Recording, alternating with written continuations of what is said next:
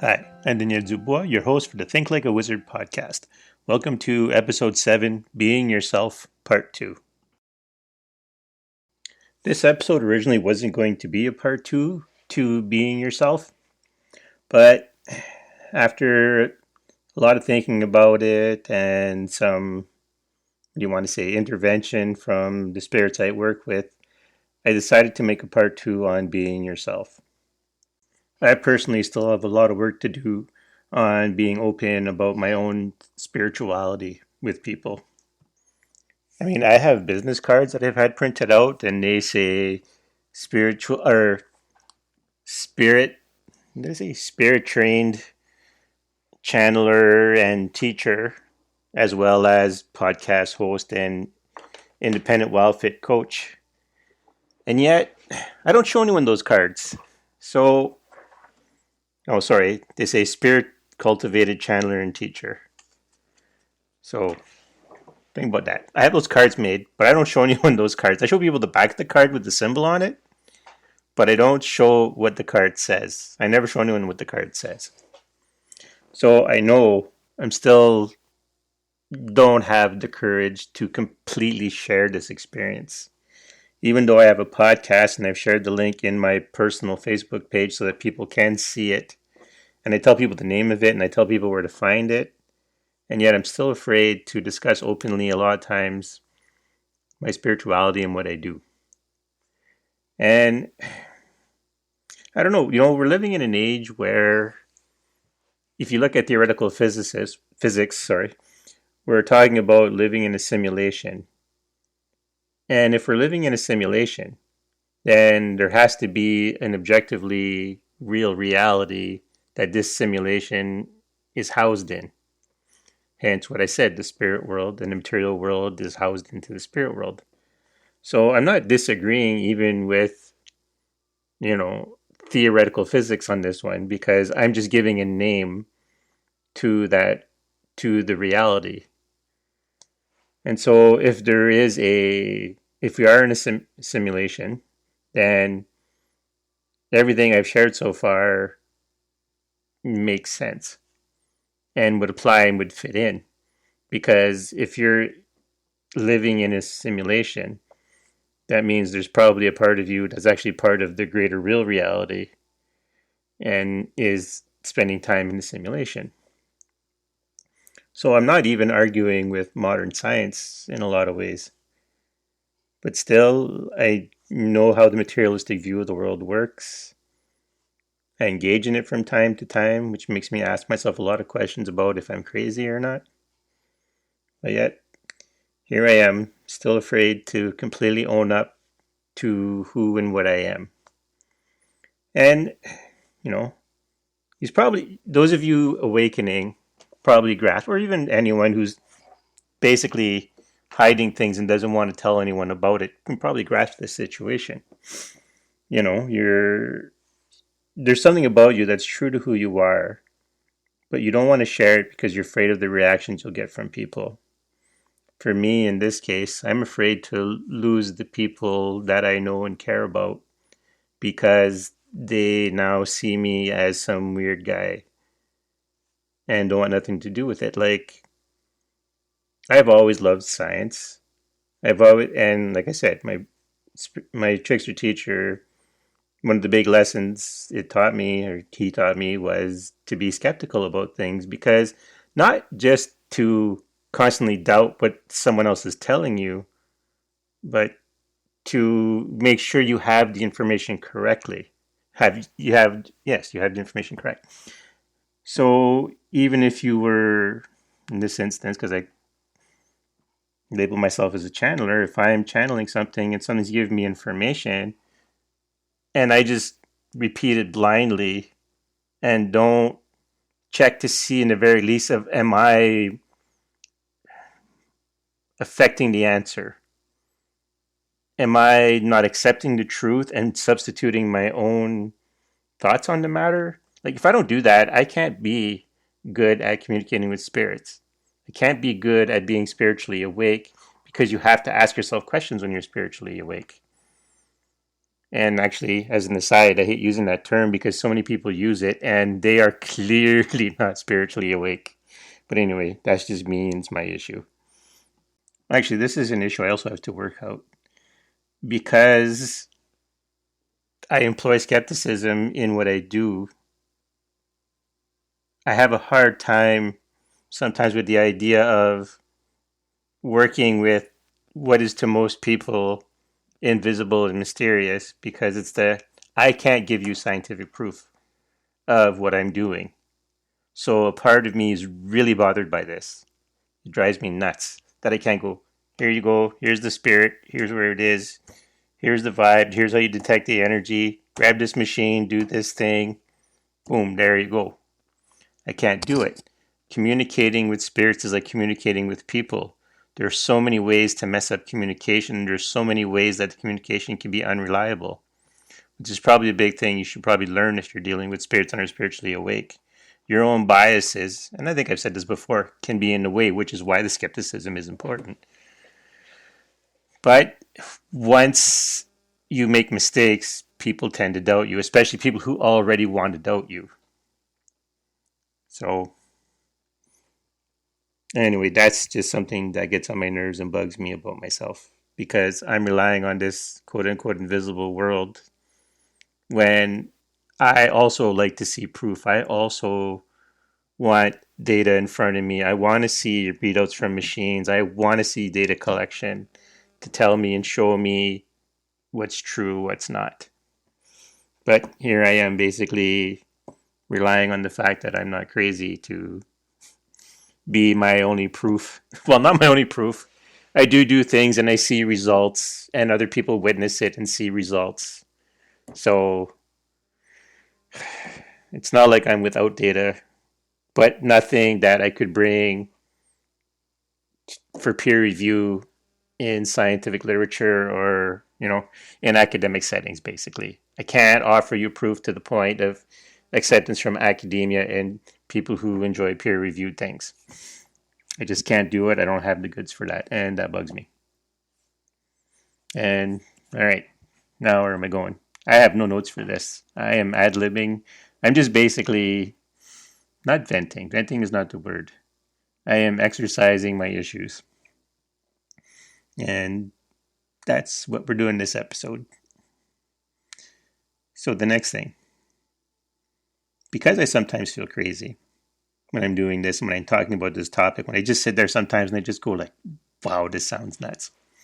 I think back to two things in my life, or two things that, okay, I'll just do it like this. One is a conversation, one is an interview I watched, and those two kind of act like sort of my litmus test of am I doing something crazy or am I being crazy? So, one is a conversation I had with someone I knew. They've passed on since now, but I hadn't seen them for years because they had gone into care when I was still really young. And then they started visiting, like this is years later. I'm an adult now. And so I finally get a chance, like I finally have a conversation with this person, and they were sharing with me what made them decide to go into care. Whether that was an accurate way of describing it, that was how they described it to me, that they decided to go into care. And his description to me was he went out for a walk and he encountered Spider-Man. And he beat the living shit out of Spider-Man, and that broke him. He couldn't understand how a normal person could beat up Spider-Man. And he said this with a straight face. Like, no hint that he was lying to me, no hint that he was just making a joke. Now, other people tell me a different story on what happened to him when he finally, when the moment to put him into care happened. But this is the story he told me. And he said it with a straight face, like he believed it happened. So I sometimes tell stories and I wonder about my experiences and I wonder, am I making people feel that way? Am I making people like look at me and go, wow, this is like crazy. How can you believe this is a thing? Like all that stuff's made up. How do you convince yourself it's true? Or how is your grasp on reality so tenuous that you don't see how crazy you are? But the thing is, I ask myself all the time, like I said, I ask myself all the time, am I crazy? Because I want to be sure that I'm doing the right thing and I'm not misleading myself or anyone else. And I'll assume based on that criteria that I'm not crazy because a lot of people describe me as down to earth and easy to talk to. And they're usually interested in what I'm talking about when I talk about the spiritual things I do and the experiences I have. So it doesn't seem like I'm coming across as crazy or making people scared or making them wonder about my sanity. Now, trying to prove to yourself that you're sane by asking yourself questions and, trying to figure out what the crazy is doesn't automatically work. People have told me over the years, because I've discussed a bunch of times with people, am I crazy about this? Like, I feel crazy. Like, just because of how much other people don't have these experiences. So I wonder about my sanity. And people always say, well, the fact that you're sitting there asking yourself questions about it means that you're not crazy. And I don't know if that's 100% accurate, but I do use that rule with myself. So, anyway, so I say that leading into the interview, and in this that affects how I try to figure these things out. So, in this interview, this woman is talking about how aliens are trying to get to her. And at some point it comes out, do you think you're crazy? Or at some point it comes out where she makes the statement of, I'm not crazy. Sorry, I gotta give you a little bit more background on that. She built herself a house out of cargo ship containers. And so then at some point, just to give you an idea, so she says to the interviewer, I'm not crazy. I understand that these cargo containers aren't going to protect me from the, I think she said, lasers from the UFO. UFO lasers will be able to penetrate the cargo containers. She says the reason she knows that, the reason she uses the cargo containers is because it makes it difficult for them to read her mind and probe her. Something like that. It's been a while since I heard the interview, but that was the general idea. So I'm listening to this interview and I'm thinking, that's the part that you think people think is crazy, is that you think the cargo container will block lasers. And, I'm thinking, like, this dialogue's going on in my head. I'm like, don't you think that the whole thing that people think you're crazy about is the fact that you think aliens are chasing you? Or that you might think that there's aliens at all? Like, to me, I'm like, there's got to be something with her sanity, because she can't even grasp what people think she's crazy for, or might think she's crazy for. So so that statement of, well, the fact that you can, recognize things as crazy means you're not crazy. And I'm like, well, I don't know. She recognized the part of blocking lasers was crazy, but she didn't recognize the part that people might think she's crazy for, is the fact that aliens are chasing her. So I don't assume that because I can ask myself all kinds of questions and even see the fact that the whole problem right away is the fact that I'm, like, to me, the whole thing sounds crazy right from the get-go, from the fact that I'm saying that I'm talking with these invisible creatures that most people can't see or detect, although some people have and have given me good descriptions. So, and I've had shared experiences. So I can't say it's just me seeing these things, But I still ask myself the question, but to me, in my mind, that doesn't automatically disqualify me from being crazy. Probably the best way to sum it up is to say that I'm afraid once I declare full heartedly and put it out to the world that I am, as I say on my business card, a spirit cultivated channeler and teacher, that will be the moment that I essentially declare to the world I'm a nut job, I'm crazy, and that I will lose everything I've built in my life. That's probably my real fear, and it's probably what's holding back my podcast and what's holding me back from succeeding at it or doing even really a good job. So I think that's pretty much the basics of it. I'm afraid once I boldly declare what I only declare in secret, that I will now be seen as a crazy person. That's the entirety of it. My great fear and the reason I don't do everything I tell you guys to do sometimes is because I'm afraid. I'm afraid of what embracing it will bring. Or sorry, what openly embracing it will bring. Having said that, so what's next? Well, I now am going to do the thing that I should have done a long time ago, and that will prevent me from being able to hide in the shadows now. I used to even until recently, I always said I work in the shadows, but I'm getting really, really tired of saying that because I realized that originally when I was learning how to do the things I do, being in the shadows, working in secret and without people knowing, or, it was essential. I needed to grow and learn, and I didn't need the interference of people or the fear of interference from other people. But now it's time to grow up and it's time to put it all out in the open. So one of the first things I'm going to do is I'm going to update my coaching page so that it reflects accurately what I want to offer as services, why I'm offering them as services, and what I am in a more complete way.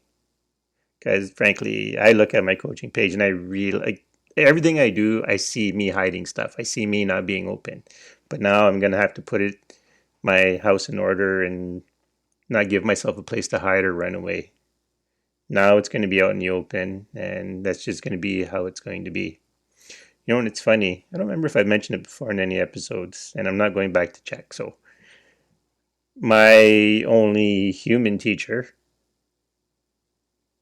did something similar when I became her student. When I was her student, she had just decided that's it. She's going to be out in the open about who she is. She even changed her name to her spiritual name. And, and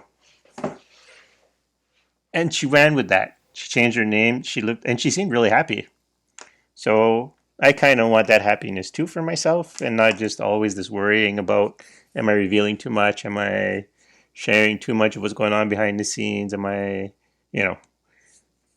tipping my hand, as it were? So I'm going to do that. I'm going to post things. I'm going to be more open. I'm going to share more. I'm going to try to hide less behind, deniability. I'm going to rob myself of that deny. I'm going to, what's the word?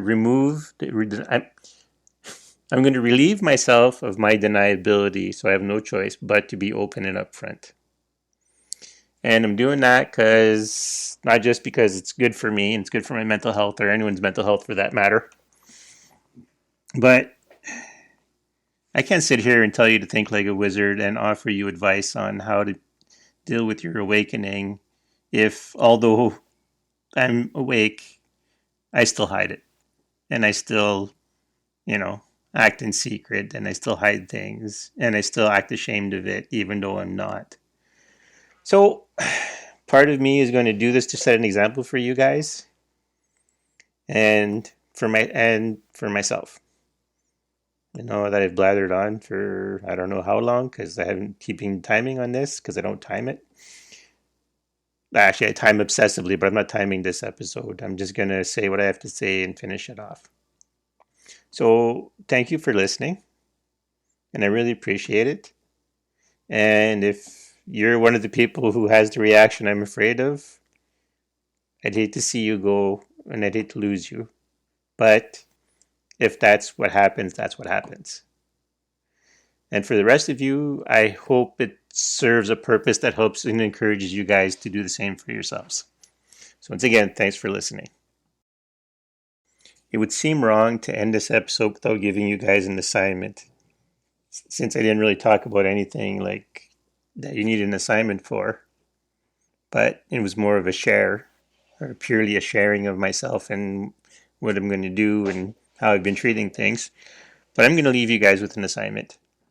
I want you to take some time and sit down with yourself and really consider what your biggest fear is with your spiritual awakening.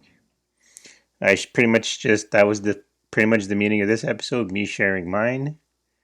So I would like you to do the same for yourself. And of course, when you're done, I want you to go to the Think Like a Wizard subreddit and go to the entry for the What is my biggest fear with my spiritual awakening assignment and leave what you've learned. And I look forward to seeing those, and I hope you participate and I hope you do it. But remember, the important thing here is always just do the assignment, whether you fill it in or go to the subreddit or not. The idea is just to do the assignments for yourself to help you process what I've talked about. So, thank you once again. Thank you for listening. Once again, I am your host, Daniel Dubois. Until next time.